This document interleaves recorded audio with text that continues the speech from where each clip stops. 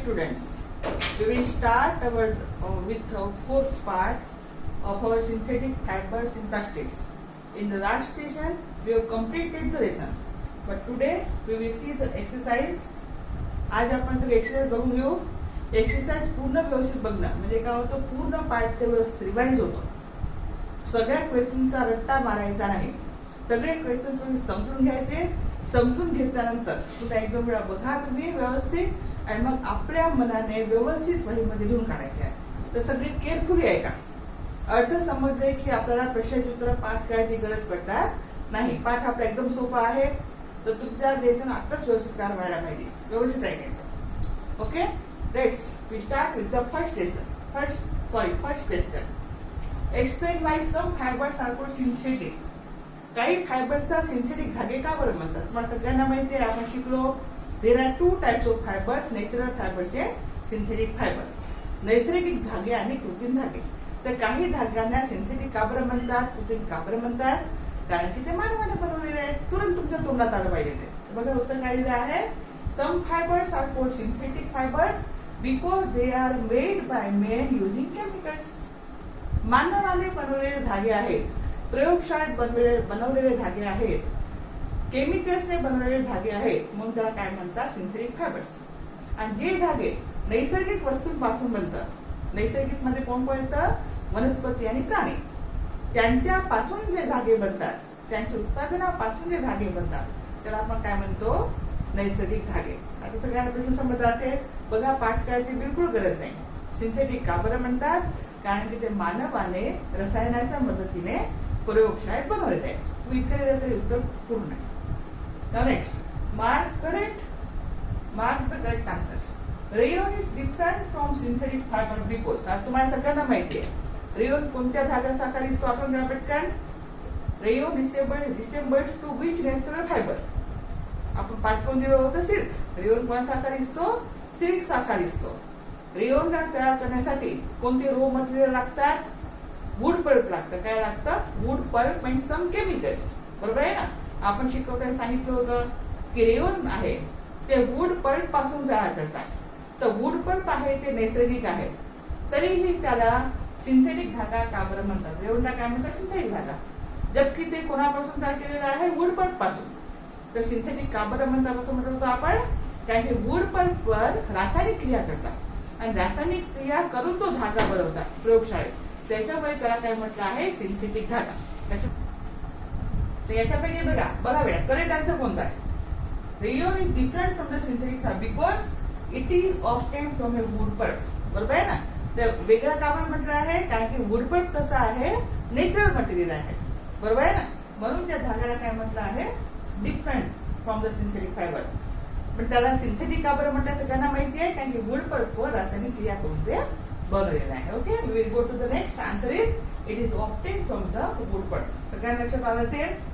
बघा बेटा, पाठच व्हायला पाहिजे सगळ्यांचं बघूनच. Now fill in the blanks with appropriate words. Synthetic fibres are also called.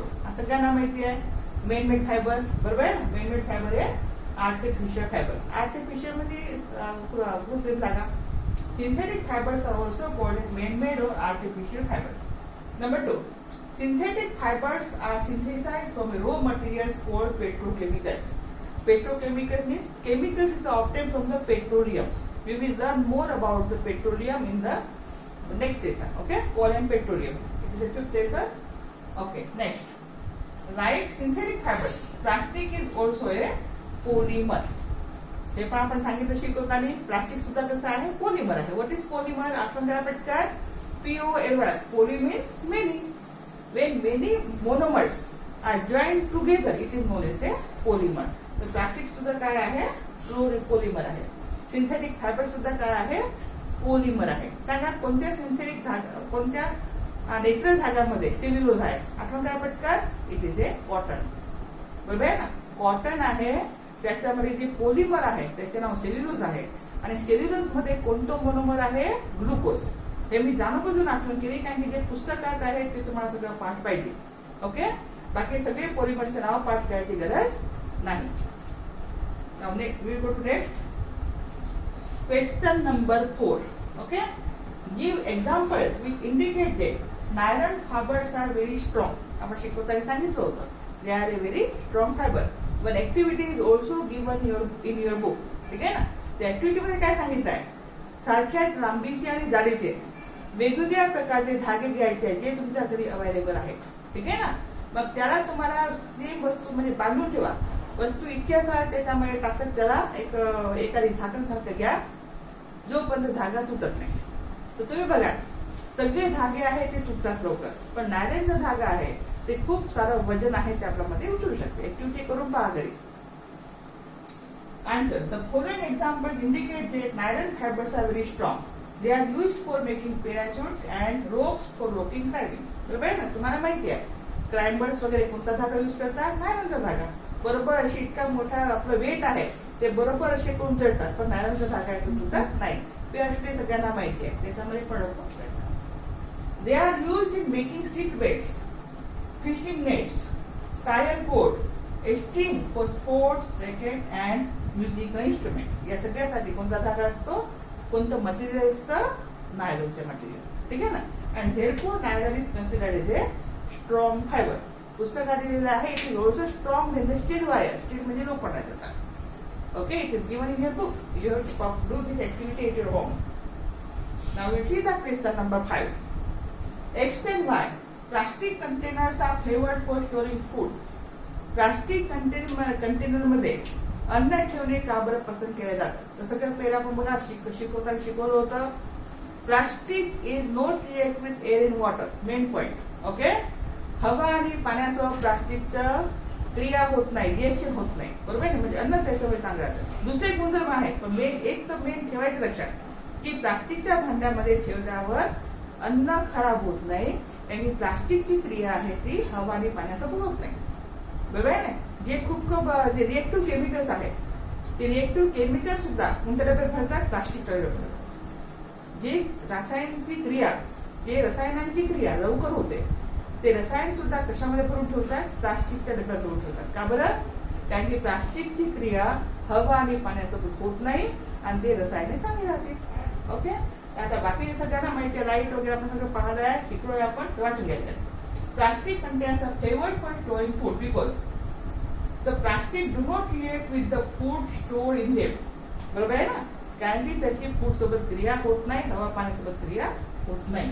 The plastics are light weight and are strong. मजबूत पण आहे, लाईट वेट म्हणजे वजनाने हलके आहेत. They are easy to handle and safe. Handle करण्यात पकडण्यातही चांगले आहेत आणि सेफ आहे, त्या आपल्याला त्याचा त्रास नाही. Okay, now we will see the difference between thermoplastics and thermosetting plastics. हे आपण शिकवताना पाठ कोण दिलं होतं तुम्हाला, बहुतेक तुम्हाला पाठ असावा. आता वाचून घ्या. Thermoplastic, there are 2 types of plastics, thermoplastics and thermosetting plastics. आता बघा, these plastics are softened or fitting and can be bent easily. Okay, thermoplastic कसे आहे, गरम केले की नरम होतात. बरोबर आहे ना. तर plastics when heated it is deformed म्हणजे त्याचा आकार बदलतो. बरोबर आहे ना. and can be bent easily, आरामात वागतो. These plastics, thermosetting plastics, when molded once cannot be softened again. Thermosetting प्लास्टिकला एक वेळा भरून टाकलं की गरम करून पुन्हा त्याला नरम करून पुन्हा दुसरा आकार देता येत नाही. सगळ्यांना लक्षात आलं, हे मेन ठेवायचं. डिफरन्स मध्ये हे तुम्हाला डेफिनेशन बरोबर माहिती पाहिजे. थर्मोप्लास्टिक्स मध्ये काय आपण सांगितलं आहे, थर्मोप्लास्टिक्सला गरम केल्यावर ते नरम होतात, नरम झाल्यावर त्याला दुसरा आकार देऊ शकतो. आणि थर्मोसेटिंग प्लास्टिकला गरम केल्यावर ते नरम होत नाही आणि आपण त्याला दुसरा आकार देऊ शकत नाही. Okay, they do not lose their plasticity. याची प्लास्टिसिटी म्हणजे लवचिकता त्याचे जात नाही. and they lose their plasticity, त्याच्यामध्ये लवचिकता ते चालली जाते. Examples are polythene and PVC etcetera. Polythene आपण शिकलो होतो. एक्झाम्पल्स ऑफ थर्मोप्लास्टिक पाठ करायचे आहे. What are the examples of thermoplastic plastics? These are polythene and PVC. Polythene सगळ्यांना माहिती, आपली कॅरी बॅग, भाजी आणायला जाणं तुम्हाला ते पॉलिथिन मध्ये देतात. It is a polythene. Which monomer is present in polythene? आठवण करा पटकन. POLY. पोली म्हणजे मेनी, इथिन म्हणजे इथिन मॉलिक्यूल. इथिन मोनोमर. खूप सारे इथिन मोनोमर्स आहेत, ते एकमेकांना जोडले जातात आणि त्याला काय म्हणतो आपण, polythene. And which type of arrangement of monomers can be seen in thermoplastics? It is a linear arrangement. लक्षात द्या. त्याचे रिझन आहे पण लक्षात ठेवा. थर्मोप्लास्टिक मध्ये मोनोमर आहेत ते कसे जुळलेले आहेत लिनियर अरेंजमेंट मध्ये एका लाईनीमध्ये. Okay. Now next examples are bakelite PV soil. PVC चा आपण काय पटकन पीव्हीसी पॉलीविनिल क्लोराइड रन करा बरोबर. Now next examples are bakelite melamine. It is thermosetting plastic. आता सांगा पटकन बेकेलाइटचे तुम्हाला काय पाहणं सांगितलं होतं शिकवल्यावर. तुम्हाला म्हटलं होतं तुम्ही ज्या रूम मध्ये बसून बघत आहे ते तुम्ही स्विच बोर्ड बघा. स्विच बोर्ड त्या स्विच बोर्डवर जे स्विच आहे ते कशाचे बनलेले आहे प्लास्टिकच्या बनलेले आहे. कोणत्या प्लास्टिकच्या बनलेले आहे थर्मोसेटिंग प्लास्टिकच्या बनलेले आहेत आणि त्या प्लास्टिकचे नाव काय आहे बेकेलाइट. झालं सगळ्यांना. बेकेलाइट काय आहे थर्मोसेटिंग प्लास्टिक आहे. ते स्विच बोर्ड आहे स्विच आहे ते कशाचे बनलेले आहे त्याच्यामध्ये का बरं बनले आहेत सांगा पटकन. तुम्ही आठवण करा पॅकिंग करायला सांगितलं होतं. ते बेकेलाइटचे का बरं बनवले आहे कारण की बेकेलाइट कसं आहे poor conductor of heat and electricity. म्हणजे ते हीट आणि इलेक्ट्रिसिटीचे दुर्वाहक आहे. बरोबर. किती वेळपर्यंत तुम्ही त्याला हात लावून सुचला तुम्हाला ते गरम वाटत नाही.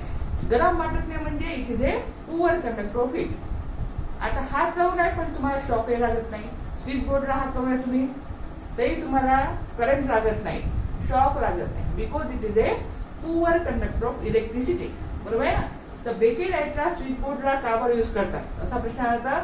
Y bakelite thermosetting plastic is used for making switch board. What is your answer? Because बोला पटकन bakelite is poor conductor of heat and electricity. Therefore, it is used for making switch board and switches. सगळ्या लक्षात आलं असेल. आता कोणत्या प्रकारच्या प्रश्नाला समजला की तुम्ही कसे उत्तर लिहू शकता. Okay. Next is melamine. Okay. Melamine MELAMINE melamine. हे पण आठवण करा. असे शब्द आठवणच ठेवायला पाहिजे. मिलेमाइन इथे thermosetting plastic which is a fire proof. काय म्हटलं तुम्हाला फायर प्रूफ वॉटरप्रूफ. वॉटरप्रूफ म्हणजे काय होतं पाण्यामध्ये गेल्यावर त्या वस्तूला काय होत नाही. तसंच मिलेमाइन कसं आहे फायर प्रूफ आहे. आगीमध्ये गेल्यावर त्याचा युनिफॉर्म घालून गेल्यावर आपल्याला काय होणार नाही. बरोबर आहे. शिकवता सांगितलं होतं. आपण पिक्चर मध्ये सिरियल मध्ये बघतो आगीमध्ये हिरो वगैरे कुठताही दाखवतात. बरोबर आहे ना. पण त्यांना काय होत नाही. ऍक्च्युअली तो ड्रामा आहे. पण जे फायर स्टेशन मध्ये सगळे लोक काम करतात त्यांना स्पेसिफिक युनिफॉर्म दिलेला असते आणि त्यांच्या युनिफॉर्मवर कशाचं कव्हर असतं मिलेमाइन थर्मोसेटिंग प्लास्टिकचं. आलं लक्षात. मग ते युनिफॉर्म घातल्यावर ते लोक फायर मध्ये जाऊन काम करतात तर त्यांना तेवढी इजा किंवा काही होत नाही. म्हणजे मिलेमाइन कसं आहे fire proof plastic. What is the example of fire proof plastic? It is a melamine. Okay. and it is a type of thermosetting plastic. सगळ्यांना समजलं असेल. व्यवस्थित पाठ करा. Very important question for you. Now we see the question number 7. Explain why the following are made of the thermosetting plastic. आता खालच्या वस्तू thermosetting प्लास्टिकच्या का बरं बनवल्या आहेत. ठीक आहे ना. हे तुम्हाला ओळखता आलं पाहिजे आता. बरोबर आहे ना. बघा पहिलं सॉसपॅन हँडल्स. ते बघा तुमच्या किचन मध्ये जाऊन बघा. भांडे आहे. काही काही भांड्यांना अशा प्रकारचे पकडायचं आहे. गॅसवर काही ते भांडं आहे गरम भांडं आहे तर तुम्ही असं हाताने पकडून ठेवू शकता. इकडे चहाचं भांडं म्हणा तुमची कढई म्हणा तुमचा तावा म्हणा त्याला असे हँडल्स असतात. बरोबर आहे ना. तर ते हँडल्स आहेत ते सॉसपॅन हँडल्स आहेत ते थर्मोसेटिंग प्लास्टिकने का बरं बनवतात. उत्तर सांगा पटकन. तुम्हाला थोडंसं लक्षात आलं पाहिजे. बरोबर आहे ना. तर बघा these thermosetting plastics are bad conductor of heat and do not get heated up while cooking. They are used for making saucepan handles. अरे लक्षात आलं. गरम आहे भांडं तरीही आपण त्याला हाताने असं जोडू शकतो. लक्षात आलं पॉईंट. आणि त्याच्यामुळे ते गरम होत नाही. त्याच्यामुळे आपल्या भांड्याला कोणते हँडल्स लावलेले असतात थर्मोसेटिंग प्लास्टिकचे. लक्षात आलं पॉईंट. तुमच्या घरात येते बघा ताव्याला असेल चहाच्या भांड्याला असेल एखाद्या कढईला असेल. Okay. This is a type of thermosetting plastics. लक्षात आलं point. Next electric plug switches plug boards. ठीक आहे ना. हे आहे थर्मोसेटिंग प्लास्टिकने का बरं बनवलं सांगा पटकन. बिकॉज वाचून घ्या पहिले. Okay. Since thermosetting plastics are well conductor of electricity and electric current does not pass through such plastics. They are used for making electric plug switches plug boards. आता आपण त्याच्यासाठी सोपे पाहिजे सांगितलं होतं कारण की ते थर्मोसेटिंग प्लास्टिक आहे ते कसे आहेत? ते स्विच बोर्ड, इलेक्ट्रिक बोर्ड कोणत्या थर्मोसेटिंग प्लास्टिकने बनवले आहे सांगा पटकन? बेकेराइटने. आणि आता सांगितलं बेकेराइट कसं आहे? Poor conductor of heat and energy. तेवढे ते चालतं. लक्षात आलं? काय लिहायचं तुम्हाला कळलं तर एवढं मोठं लिहायची गरज नाही. Electric plug, switches and plug boards are generally made up of bakelite and bakelite is poor conductor of heat and electricity. Therefore, they are made up of thermostatic plastic. झालं. ओके, मेन पॉइंट फक्त आला पाहिजे answer मध्ये, फुल mark येतो. नाव next question number 8. बघा time थोडा जास्त होणार आहे. ओके, हे बघून घेऊ. Categorize the material of the following products into can be recycled and can not be recycled. आता रिसायकलचं सगळ्यांना मिनिंग माहिती पाहिजे. रिसायकल म्हणजे काय होतं? समजा आपल्याकडे प्लास्टिकच्या वस्तू आहेत तर त्या फेकायच्या नाही, ठीक आहे ना, त्याला कबाडी मार्केटमध्ये विकून टाकायच्या. कबाडी मार्केटला काय करतो? त्याला इंडस्ट्रीमध्ये घेऊन जातो. इंडस्ट्रीमध्ये काय करतात? त्याला मेल्ट करतात, त्याला थोडंसं रसायन वगैरे टाकतात, कलर वगैरे टाकतात आणि त्याच्यापासून नवीन वस्तू पुन्हा तयार करतात आणि त्या पुन्हा विकतात. लक्षात आलं? त्याला काय म्हणतात? रिसायकल्ड. तर कोणत्या वस्तू रिसायकल करता येतात आणि कोणत्या वस्तू रिसायकल करता येत नाही हे तुम्हाला ओळखायचं आहे. सिंपल प्रश्न आहे ना. अर्थसंबंधाचे उत्तर एकदम सोपं होऊन जातं. आता आपण इतकं वाचणार नाही. Okay, can be recycled. Plastic toys, carry bag can be recycled. Plastic recycle होतं. कॅरी बॅग आहेत रिसायकल होतात. प्लास्टिक बाउल्स आहेत ते पण रिसायकल होतात. Okay, plastic covering of electrical wires ते पण रिसायकल होतात. प्लास्टिक केस सुद्धा रिसायकल होतात. बरोबर आहे ना. आजकाल थर्मोसेटिंगच्या पण वस्तू मिळतात, पण आपल्याला या प्रश्नामध्ये जे आहे तेच लिहायचं आहे. Can not be recycled. Telephone instrument आता तुम्हाला दिसत नाही कारण की सगळ्या ठिकाणी मोबाईल आहे. बरोबर आहे ना. पहिले असे होते ना, असे नंबर डायल करून असं करायचं ते. नंतर cooker handles can not be recycled. Ball point pens ते डिपेंड करते आपली पेन कोणत्या प्रकारची आहे. Electrical switches it also can not be recycled. Now Question number 9. Rana wants to buy shirts for summer.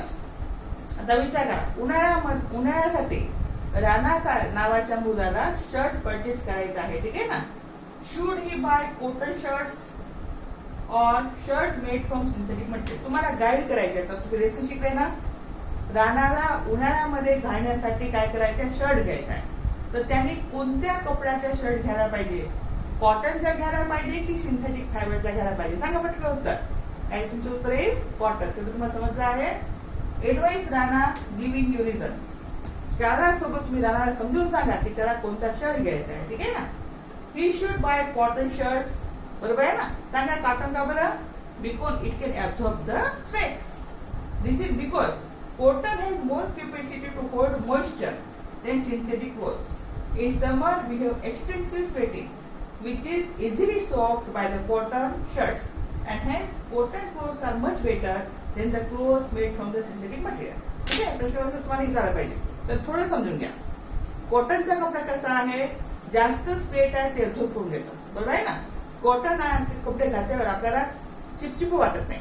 जर तुम्ही सिंथेटिक कपडे घातले उन्हाळ्यामध्ये तर तुम्हाला चिपचिप वाटतं. कारण सिंथेटिक कपडे आहे ते स्वेटला ऍब्झॉर्ब करू शकत नाही. त्याच्यामुळे तुम्ही राणाला काय सांगणार? कॉटनचा शर्ट घ्यायचं ऍडवाइस देणार.